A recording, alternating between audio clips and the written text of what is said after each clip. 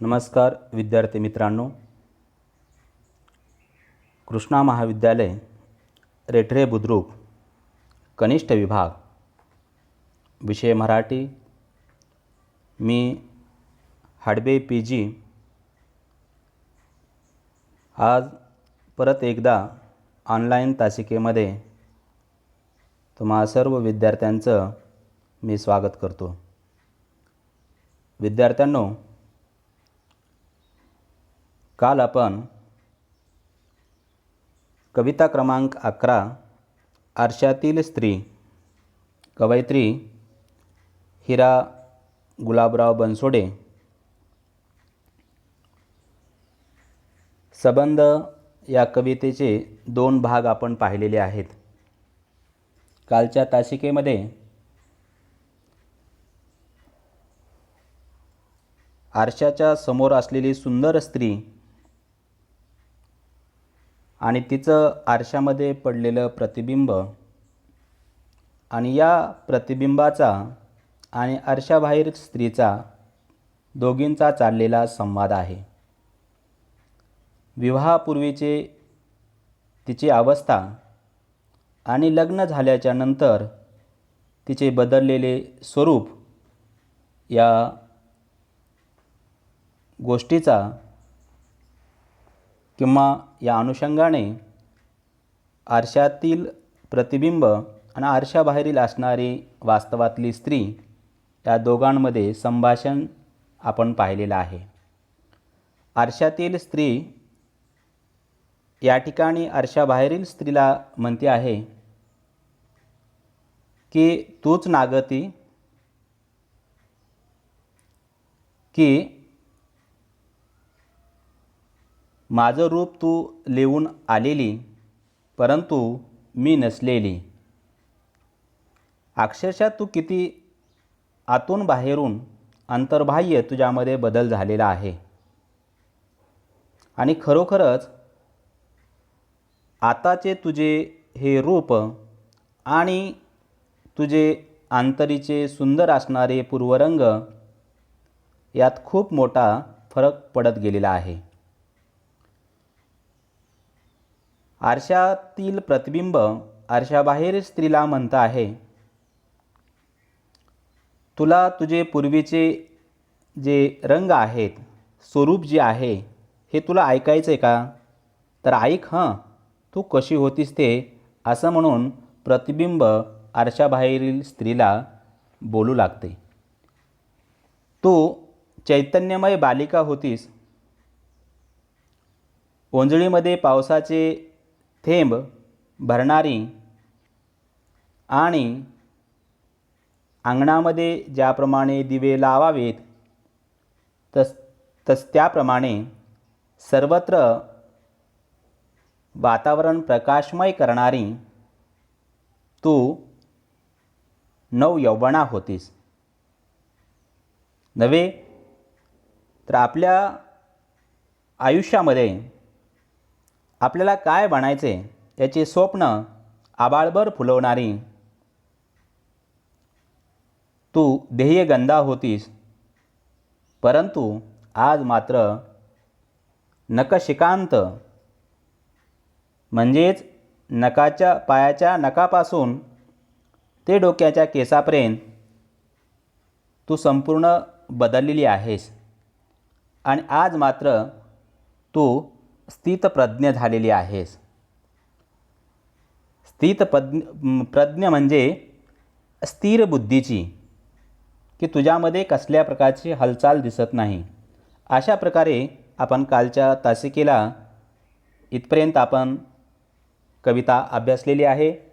आज आपण भाग क्रमांक 3 मध्ये पुढील कवितेचा उर्वरित असलेला जो भाग आहे तो भाग आज आपण अभ्यासणार आहोत। तर कवयित्री हिरा बनसोडे आपल्याला पुढील पंक्तीमध्ये सांगतायत, काय म्हणतायत? आरशात भेटलीस तरी बोलत नाहीस ग मन उलगडून, ओठ मात्र असतात पिळवटलेले, खसकन देह तोडलेल्या फुलांसारखे। इतकी कशी वेडून गेलीस या घनगर्द संसारात, जळतेस मात्र अहोरात्र पारंपरिकतेचे वरदान समजून. विद्यार्थ्यांनो, या 4 पंक्तीचा आपण अर्थ पाहूया.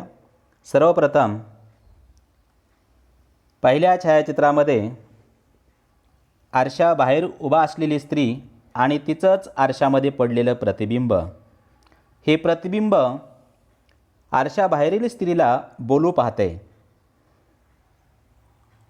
आणि दुसऱ्या छायाचित्रामध्ये तिला होणारा त्रास ते निमूटपणाने सहन करते आहे. तिची होणारी जी पिळवणूक आहे, हेळसांड जी आहे, ही हेळसांड झालेली स्त्री एकांतात कशी बसलेली आहे याचं वर्णन आपण दुसऱ्या छायाचित्रामध्ये आपण पाहतोय. तसंच छायाचित्रामध्ये 3 नंबरच्या ही आरशाबाहेर असणारी जी स्त्री आहे, हे स्त्री आपल्या प्रपंचामध्ये संसारातील विविध प्रकारची कामे करण्यामध्ये कशा प्रकारे मग्न झालेली आहे, ही आपण छायाचित्र 3 मध्ये पाहतोय.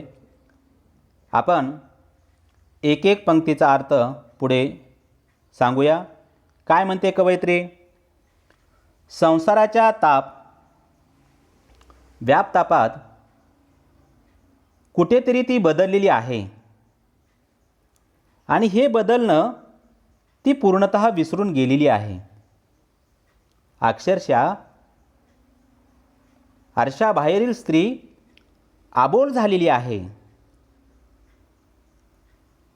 भेटलीस तरी पूर्वीसारखं मन मोकळेपणाने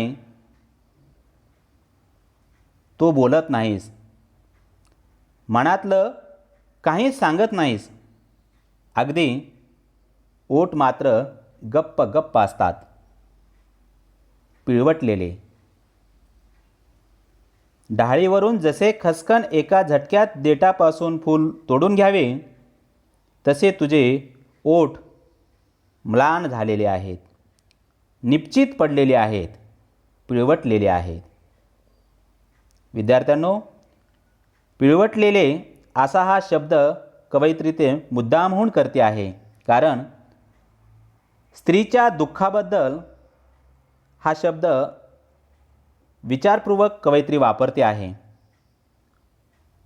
बंद ओटाड दुःखाने पिळवटून गेलेलं मन झाडांवरून खसकन फूल तोडलं तर त्याची अवस्था जशी होते तसं त्या स्त्रीचं दुःख बंद ओटाड कोंडलेल्या अवस्थेत आपल्याला आरशातील स्त्रीला, त्या प्रतिबिंबाला दिसू लागलेला आहे. आणि म्हणूनच प्रतिबिंब आरशाबाहेरील स्त्रीला, वास्तव परिस्थितीमध्ये असलेल्या स्त्रीला बोलू लागते. काय म्हणते? इतकी कशी वेढून गेलीस या घनगर्द संसारात, जळतेस मात्र अहोरात्र पारंपरिकतेचे वरदान समजून. या पंक्तीमध्ये ते प्रतिबिंब आरशाबाहेरील स्त्रीला बोलू पाहते. इतकी कशी वेढून गेलीस या घनगर्द संसारात. इथं विशेषण संसाराला वापरलं आहे घनगर्द. याचा अर्थ घनदाट. स्वतःला इतकं कसं विसरून गेलीस, हा प्रश्न आरशातील स्त्रीप्रमाणे विद्यार्थ्यांनो आज वास्तवात ज्या स्त्रिया जीवन जगत आहेत त्या स्त्रियांच्या मनालाही हाच प्रश्न पडतो आहे. विवाहानंतर फक्त घरकाम करणे, मुले सांभाळणे, नातेवाईक, कर्मकांड, सण उत्सव, व्रतवैकल्य, उपास तापास यासाठी करावी लागणारे अहोरात्र कष्ट, यालाच तू पारंपरिकतेचे वरदान समजून त्यातच अडकून पडले आहेस. असे तू स्वतःची समजूत करून घेतली आहेस आणि मन मारून तू निमूटपणाने, गुपचूपपणाने संसार करते आहेस नव्हे तर जे जीवन वाट्याला आलेलं आहे ते निमूटपणाने तू जगते आहेस. या ठिकाणी अशाप्रमाणे कवयित्री एकंदरीत आता सध्याच्या परिस्थितीमध्ये स्त्रीचं असणारं जे स्वरूप आहे त्या स्वरूपाचं वर्णन या 4 पंक्तीमध्ये कवयित्री कशा पद्धतीनं करतायत याचा आपण अभ्यासलेला आहे. पुढे दुसऱ्या पंक्तीमध्ये अंगणात थांबलेल्या तुझ्या प्रेयस चांदण्याला दार उघडून आत घेण्याचेही भान नाही ग तुला. बागेतील ती अल्लड जाईही पेंगुते तुझी वाट पाहून पाहून. पण तू मात्र झालीस अस्तित्वहीन प्राण हरवलेली पुतळी. विद्यार्थ्यांनो, आपण पहिल्या छायाचित्रामध्ये पाहतोय पौर्णिमेचा रात्र आहे आणि अशा या पौर्णिमेच्या रात्री आकाशामध्ये तारका उगवलेल्या आहेत आणि त्या तारकांचं चांदण्यांचं जो प्रकाश आहे तो अंगणात पडलेला आहे. आणि हे चांदणं घरातल्या स्त्रीचं स्वागतासाठी आवर्जून वाट पाहत अंगणात उभा आहे. परंतु या चांदण्याला आत घेण्याचं भानसुद्धा त्या स्त्रीला उरलेलं नाही. एवढंच नव्हे तर अंगणातील बागेमधील असणारी जाईसुद्धा आपण दुसऱ्या छायाचित्रामध्ये पाहतोय की नुकतीच उमललेली आहे. आपल्या फुलांचा जो सुगंध आहे हा सर्वत्र दरवळतो आहे आणि हे सुंदर असणारी जाईची जी वेल आहे, फुले आहेत, ही आपल्या घरातल्या स्त्रीची वाट पाहते. परंतु वाट पाहून पाहून घरातली स्त्री मात्र काही केल्याविना फुले तोडण्यासाठी येत नाही. अक्षरशः फुले पेंगळत आहेत. तिसऱ्या छायाचित्रामध्ये आपण पाहतोय की अगदी स्वपन हरवून बसलेली स्त्री घराच्या खिडकीतून बाहेर जे पडलेलं कर्कश ऊन आहे, हे ऊन दाहकतेचं प्रतीक आहे. आणि असंच तिच्या जीवनामध्ये जी दाहकता आलेली आहे ती निराश होऊन, हतबल होऊन ती खिन्न मनाने बाहेर पाहते आहे. या सगळ्यात जिला स्वतःच्या आतल्या उर्मीचा शोध घेण्याचे भानच राहिले नाही, त्याबद्दल कवयित्रीने अतिशय सुंदर ओळीमध्ये आपल्या भावना व्यक्त केल्या आहेत. कवयित्री म्हणते आहे, अंगणात थांबलेल्या तुझ्या प्रेयस चांदण्याला दार उघडून आत घेण्याचेही भान नाही ग तुला.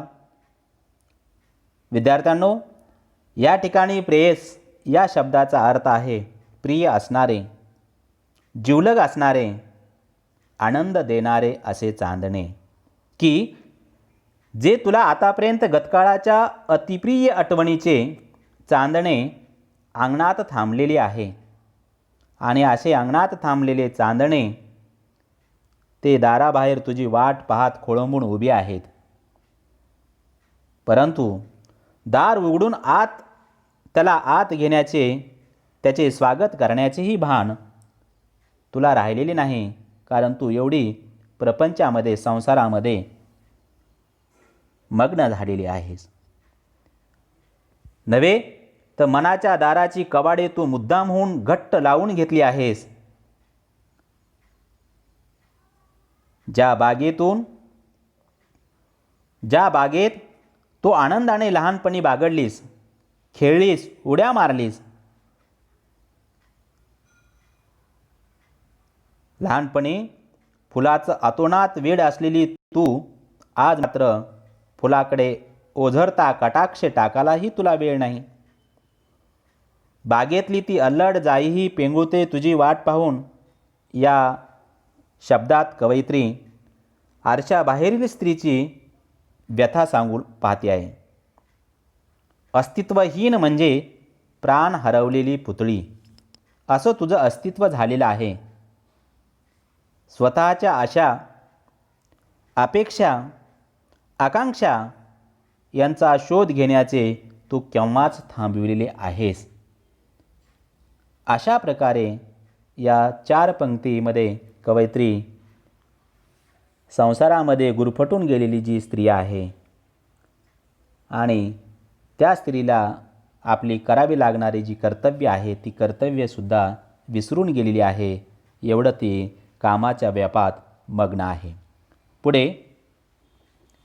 पुढे कवयित्री म्हणते आहे, अनेकदा तुला मी अशी पाहते की काळीजच हंबरते. रात्रीच्या एकांतात तर हुंदका कंठात दाबून शिवत असतेस तुझे ठिकठिकाणी फाटलेले हृदय. विद्यार्थ्यांनो, या ठिकाणी आपण पाहतोय पहिल्या छायाचित्रामध्ये की उदास झालेली, या प्रपंचाचा रहाट फिरवण्यामध्ये स्वतःचं स्वप्न हरवून बसलेली, उदास झालेली अशी आपण मुलगी पाय जवळ घेऊन हाताची घडी करून डोकं ठेवून चिंतास्तूर झालेली आपण पहिल्या छायाचित्रामध्ये पाहतोय. तसंच दुसऱ्या छायाचित्रामध्ये उदास वातावरणामध्ये ती स्त्री बसलेली आहे. तर तिसऱ्या छायाचित्रामध्ये कंठामध्ये आलेला जो काही हुंदका आहे तो हुंदका ओठाच्या आड कशा पद्धतीनं दाबून धरते आहे ते आपण चित्र पाहतोय. आणि चौथ्या चित्रामध्ये की स्वतःचं जे हृदय आहे, जे मन आहे ते मन ठिकठिकाणी फाटलेलं आहे आणि असं फाटलेल्या मनाला ते धाग्यानं शिवते आहे. आणि असं शिवलेलं मन आपण चौथ्या छायाचित्रामध्ये पाहतोय. काय म्हणते आहे कवयित्री? कवयित्री म्हणते आहे, संसाराच्या रहाटगाडीत अडकलेल्या तुला जेव्हा मी पाहते तेव्हा तुझी अस्तित्वहीन व्यक्तिमत्व पाहून अक्षरशः मी दुःखाने व्याकुळ होऊन जाते. नवे माझेच काळीज हंबरते. काळीज हंबरणे हा वाक्प्रचार आहे विद्यार्थ्यांनो. म्हणजेच मन गलबलून जाणे होय, आक्रंदणे होय आणि मन आतल्यात रडतं. आरशातली स्त्री असे आरशाबाहेरील स्त्रीच्या व्यथा वेदनांशी ती एकरूप होऊन एकमेकीशी संवाद साधू पाहतायत. रात्रीच्या एकांतात तर हुंदका कंठात दाबून शिवत असतेस ठिकठिकाणी फाटलेले हृदय. वास्तवातील स्त्रीला जगत असताना, मुलांनो आपण ग्रामीण भागातले विद्यार्थी आहोत आणि आपण सकाळी झोपेतून उठल्यापासून स्त्रियांची होणारी जी हालचाल आहे किंवा जी कामे आहेत ती कामे कोणकोणती करावी लागतात याचं निरीक्षण आपण प्रत्यक्ष डोळ्यानं पाहतोय, अनुभवतो आहोत. कारण एकाच वेळी अनेक नात्यातून तिला जावं लागतं आणि हे जेव्हा संपूर्ण जबाबदाऱ्या पार पाडाव्या लागतात तेव्हा तिची तारेवरची कसरत तिला करावी लागते. स्वतःचे पंख म्हणजेच स्वतःच्या भावना, स्वतःच्या इच्छा, आकांक्षा वेळ प्रसंगी मिटून घ्याव्या लागतात. नव्हे तर अशा या सगळ्या गोष्टींना मुरड घालावे लागते, प्रसंगी छाटून टाकाव्या लागतात. अशा वेळी ठिकठिकाणी मनाला जखमा होतात, मन आणि हृदय रक्तबंबाळ होऊन जातं. अशा वेळी फाटलेल्या हृदयाला शिवण्यासाठी तिच्यासाठी मोकळी जागासुद्धा शिल्लक राहत नाही आणि रात्रीच्या एकांतातच हुंदका कंठात दाबून फाटलेले हृदय तिला एकटीला शिवावे लागतात. विद्यार्थ्यांनो, अतिशय मार्मिक शब्दामध्ये, अगदी सहज शब्दामध्ये, सुलभ शब्दामध्ये, की संसारामध्ये अकंठ बुडालेल्या स्त्रीचं जी काही वास्तव जीवन आहे, या जीवनाचा वेध घेताना अक्षरशः अंगावरती रोमांच उभा राहतात. अशा प्रकारची स्त्रियांची होणारी जी काही अवस्था आहे, या 10 अवस्थेचे वर्णन कवयित्री हिरा बनसोडे पुढे काय म्हणतात ते आपण पाहूया. नी पदराखाली झाकतेस देहामधल्या असहाय्य कळा, तिचे हे बोलणे ऐकताच मी स्वतःच हिंदकळते आणि अशातच मी तिला गोंजारीत जवळ घेत अधिकार वाणीने म्हणाली. विद्यार्थ्यांनो, आपण पाहतोय की जीवन जगत असताना स्त्रियांना अनंत संकटातून जावं लागतं. की स्त्रीच्या जीवनाला स्त्रीत्व हे केव्हा लाभतं, तर ते मातृत्व झाल्याच्या नंतर. आणि ही मातृत्व मूल जन्माला घालत असताना होणाऱ्या जे काही वेदना आहेत, सोसाव्या लागणाऱ्या ज्या कळा आहेत, याचा आपण शब्दामध्ये वर्णन करू शकत नाही. पण जेव्हा आरशातलं प्रतिबिंब आरशाबाहेरील स्त्रीला बोलू पाहते, तेव्हा प्रतिबिंब म्हणते की मीच हिंदकळते, मीच हिंदकळते. आणि गोंजारीत गोंजारीत मला जवळ घेत ती अधिकार वाणीने अगदी हक्काने हट्टाने मला बोलते आहे. आपण पाहतोय दुसऱ्या छायाचित्रामध्ये की हे जीवन जे आहे, हे जीवन दुःखमय आहे. आणि असं दुःखमय असणारं जीवन, जीवनाच्या होणाऱ्या यातना आणि यातनेनं माणसाची होणारी अवस्था, हे आपण दुसऱ्या छायाचित्रामध्ये पाहतोय. तर तिसऱ्या छायाचित्रामध्ये गोंजारीत जवळ घेत कुरवाळत अधिकारवाणाने अगदी हक्काने काय बोलते आहे, हे आपण तिसऱ्या छायाचित्रामध्ये पाहतोय. काय म्हणते आहे पाहूया पुढे. अशा वेळी असहाय्य कळा तिला पदराखाली झाकून टाकाव्या लागतात. आरशातील माझ्याच प्रतिबिंबाचे हे माझ्या विषयाचे मनोगत ऐकून आरशाबाहेरील वास्तवातील अक्षरशः माझं मन हिंदकळते, हेलावून जातं. अशातच आरशातील ती स्त्री मला गोंजारते, मला कुरवाळत जवळ घेते आणि जवळ घेऊन अधिकारवाणीने हक्काने म्हणते आहे. काय म्हणते आहे पुढे पंक्ती. रडू नकोस खुळे, उठ आणि डोळ्यातले हे आसू सोडून दे शेजारच्या तळ्यात, नी घेऊन ये हातात नुकतीच उमरलेली शुभ्र कमळाची प्रसन्न फुले. काय म्हणते आहे विद्यार्थ्यांनो, आपल्याला माहिती आहे की पहिल्या छायाचित्रामध्ये आपण पाहतोय की हे जीवन जगत असताना होणाऱ्या ज्या यातना आहेत, जे दुःख आहे, हे दुःख स्त्रिया प्रपंच करत असताना निमूटपणाने सहन करतात.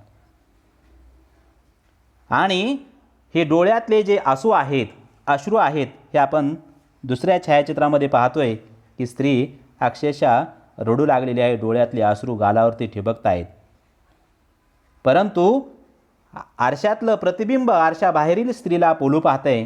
काय म्हणते आहे की रडू नकोस.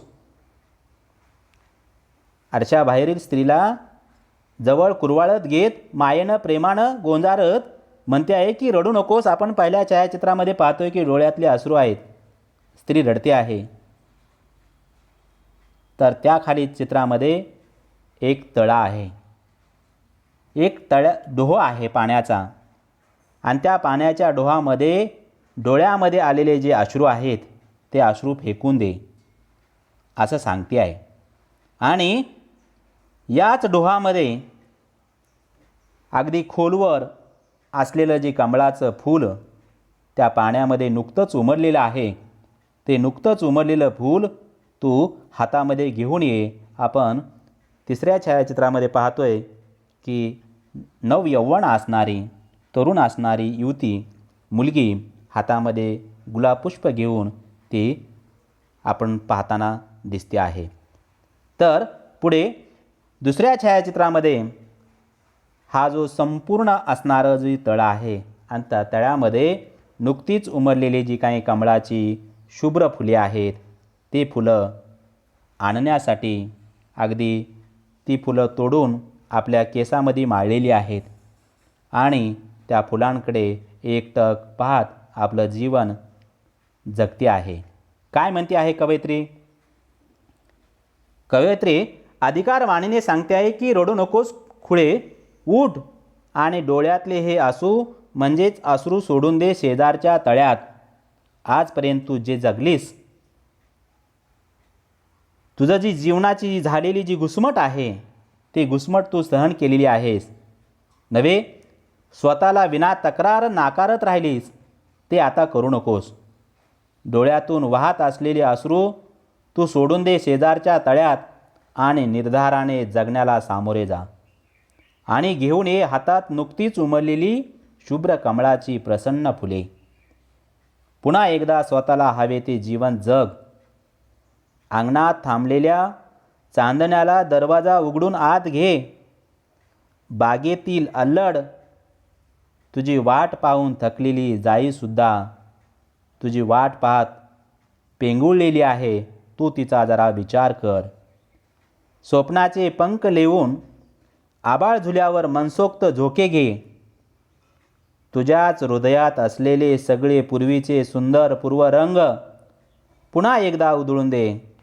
स्वतःच्या अंगा खांद्यावर आणि स्वतःच्या स्वकृतत्वावर तू तयार हो. नव्या जाणीवेचा तरल भावनेने पुन्हा एकदा त्या चैतन्याने रसरसलेली तू ध्येयगंधा हो आणि बदलून टाक पुन्हा एकदा स्वतःला अंतर्बाह्य असणारं जीवन. कवयित्री हिरा बनसोडे यांनी स्त्रीच्या आयुष्यातील स्थित्यंतराचा वेध घेतात संसारातील तापाने होरपळलेल्या वास्तवातील स्त्रीला तिच्याच अंतर्मनातील तिची प्रतिमा तिला तिच्या खऱ्या रूपाची जाणीव करून देते. अजूनही काही संपलेले नाही आणि अशी विनंती, अशी विनवणी आरशातलं प्रतिबिंब आरशाबाहेरील स्त्रीला करू लागतं. पुढे स्वतःचा शोध घेतलास तर शुभ्र कमळाची प्रसन्न फुले तुला उमललेली नक्कीच सापडतील, असा आशावाद कवितेच्या शेवटी कवयित्रीने व्यक्त केलेला आपल्याला दिसून येतोय. त्यामुळे ही कविता विद्यार्थ्यांनो कुणा एका स्त्रीची नसून संबंध या पृथ्वीतलावर असणाऱ्या ज्या स्त्रिया आहेत त्या स्त्रियांची, त्यांचे होणारे दुःख, यातना, होणारी घुसमट, होणारी पिळवणूक आणि हे संपूर्ण विनासायास जी काही संसारामध्ये कष्ट उपसते आहे नव्हे, तर एकाच वेळेला तिला घरातले सदस्य, कामासाठी देणारे हाक किंवा घालणारे साद आणि संपूर्ण संसाराचा डोलारा आपल्या हृदयाचा खांब करून ते आपल्या शरीरावर पेलते आहे आणि हे आपलं जीवन, आपला प्रपंच, आपले मुलं बाळं यांचा नावलौकिक व्हावा, घराचा विकास व्हावा यासाठी तन मन धन करून ती घरामध्ये विनासायास कसल्याही प्रकारचा कोणत्याही कामाचा मोबदला न घेता विनामूल्य अहोरात्र काबाड कष्ट करत राहते. फक्त आपल्या घराचा विकास झाला पाहिजे अशा पद्धतीनं विद्यार्थ्यांनो कवयित्री हिरा बनसोडे यांनी आरशातली स्त्री आणि वास्तवातली स्त्रीचं जे वर्णन आहे हे वर्णन आपल्याला अतिशय सुंदर सोप्या शब्दामध्ये करून सांगितलेलं आहे. विद्यार्थ्यांनो कविता या ठिकाणी संपलेली आहे. या कवितेतून सबंध स्त्रियांना संदेश कवयित्री देऊ पाहत आहेत. तो संदेश पुढीलप्रमाणे आहे. नंबर 1, स्त्रियांनी स्वशोध घ्यावा, म्हणजेच स्वतःचा शोध घ्यावा. 2, पूर्व आयुष्यात जपलेले जे छंद आहेत हे आयुष्याच्या नंतरच्या काळातही तसेच जे छंद जोपासावेत. 3, सन्मानाने जीवन जगावे. 4, स्वप्रतिमेचा आदर करावा. 5, पारंपरिकतेत अडकून न पडता स्वकर्तृत्वाला महत्त्वाचे स्थान द्यावे. अशा प्रकारे या कवितेतून संदेश सबंध स्त्री वर्गांना कवयित्री देऊ पाहते आहे. पुढे पाहतोय आपण की अगदी पहिल्या पंक्तीमध्ये सांगितलेलं आहे की चैतन्यमय तू बालिका आहेस. अगदी आपण तिसऱ्या छायाचित्रामध्ये पाहतोय की छोटीशी मुलगी आहे, अगदी गोंडस आहे, निरागस आहे. तिच्या चेहऱ्यावरती हसू आहे, केसामध्ये फुलं माकळलेली आहेत. नव्हे तर असं निसर्गाच्या सानिध्यामध्ये ती स्वतःला झोकून देते आहे. असं निरागस असणारं जीवन जेव्हा यौवनात येते तेव्हा यौवनात आल्याच्या नंतर आपले जी स्वप्न आहेत ती स्वप्नाने प्रेरित झालेली, ध्येयवेडी झालेली अशी असणारी ध्येयगंधा आहे. परंतु संसारामध्ये जेव्हा गुरफटते तेव्हा मात्र स्वपण विसरून जाते. आणि परंतु कवयित्री सांगते आहे पहिल्या छायाचित्रामध्ये आपलं जे स्वकर्तृत्व आहे, स्वपण जे आहे हे आपण पणाला लावलं पाहिजे आणि आपल्या स्वतःमधली जी ताकद आहे ही ताकद जगाला दाखवून दिली पाहिजे. अशा प्रकारे कवयित्री या ठिकाणी आपल्याला बोध देते आहे. विद्यार्थ्यांनो, या ठिकाणी हे सबंध आरशातली स्त्री असणारी जी कविता आहे कवयित्री हिरा बनसोडे ही आपण सबंध 3 भागामध्ये अभ्यासलेली आहे. ही कविता तुम्हाला निश्चितच समजलेली असेल अशी मी आशा बाळगतो. आणि जर कुणाला काही अडचण असेल, समस्या असेल तर तुम्ही ते मला निश्चित फोन करून विचारू शकता आणि प्रश्नाचं निरसन करून घेऊ शकता. विद्यार्थ्यांनो, या व्हिडिओनंतर मी तुम्हाला दुसरा एक व्हिडिओ टाकणार आहे. ती स्वतः कवयित्री हिरा गुलाबराव बनसोडे आरशातील स्त्री या कवितेबद्दल अनुभव आपल्याला या ठिकाणी कथन करणार आहेत. तो व्हिडिओ तुम्ही जरूर पाहावा, लक्षपूर्वक पाहावा आणि स्वतः कवयित्री या कवितेबद्दल आपलं मनोगत काय व्यक्त करतायत समोर पुस्तक उघडं करून एका कवितेचा किंवा एका पंक्तीचा जो अर्थ आहे, शब्दाचा अर्थ आहे, कवयित्री आपल्याला स्वतःच्या मुखातून ते आपल्याला सांगताहेत. तर तुम्ही त्याचं निश्चित श्रवण करावं आणि कविता आत्मसात करावी. थांबतो. धन्यवाद.